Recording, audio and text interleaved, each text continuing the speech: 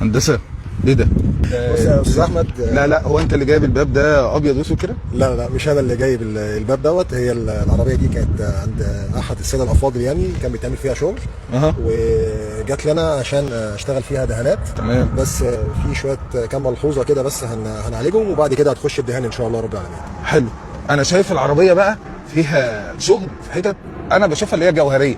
تمام. اللي انا ممكن مهندس الفحص يحط القلم كده يقول لك يا باشا انت لجنه. كلام حضرتك مظبوط طبعا، بس مش في الحاله ديت. هقول لحضرتك ليه. احنا عندنا اهو الجزء ده هيتم معالجته، لكن الجزء ده فابريكا، فمهندس الفحص برضه مهندس فاهم، مفيش اي مشكله. لكن لو حضرتك عايز تشوف بقى حاجه تعمل مشكله، ما هنا برضه اهو. بص دي ما يعديهاش مهندس الفحص ابدا. دي حقيقه، ودي هيدخلها لجنه.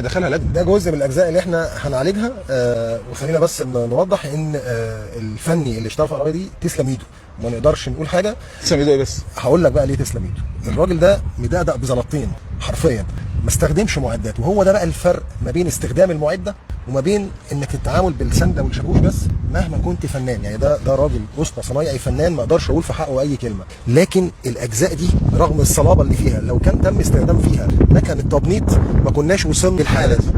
دي مكنه التبنيط. ده مكن التبنيط بالمعدات بتاعته، بجهاز الشفط، باستخدام الاجهزه. لو حاجات صغيره نقدر ان احنا بنحكمها من اتجاهين ونقدر نسحب بالبي دي ار.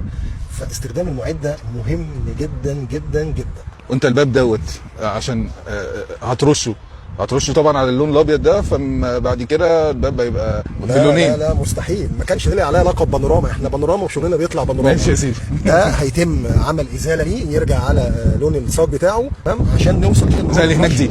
زي اللي هناك دي بالظبط. وديها ايه، بقت حته نيكل قدام حضرتك ايه. باستخدام اجود انواع ما العربيه دي كانت جايه لك جديده برضه. بالظبط. يعني العربيه دي كانت لسه برضه خارجه من عند بوهياجي او حاجه، وجايه لك تعدل، عايز يظبطها اكتر يعني. بالظبط. ودي الحمد لله رب العالمين، دي النتيجه اهي قدام حضرتك. صاج هو لسه هو الصاج لسه هتترش بقى، واتفرج عليها ان شاء الله بعد ما تخلص. هي دي الطريقه اللي احنا بنشتغل بيها ونوصل لاعلى النتائج. انت بيجي لك انا كده ما بشوفلكش حوادث كتير. يعني انا بشوف لك الشغل اللي جاي جديد اكتر من الحوادث. ربنا يبعد عننا شر الحوادث ويحافظ على الناس. امين يا رب. الشغل بتاعنا ربنا طبعا يجازي الناس كلها خير. كل واحد وليه طريقه في الشغل. الناس كلها ما شاء الله كويسه، بس احنا لينا طريقه شويه بتميزنا ازاي نطلع عربيه الفينش بتاعها فينش معرض. ربنا يبارك. امين يا رب. ربنا يستر طريقك. امين يا رب. كتر خيرك ومتشكر جدا لكل المتابعين الكرام يعني. ربنا يخليك. ربنا يستر طريقكم.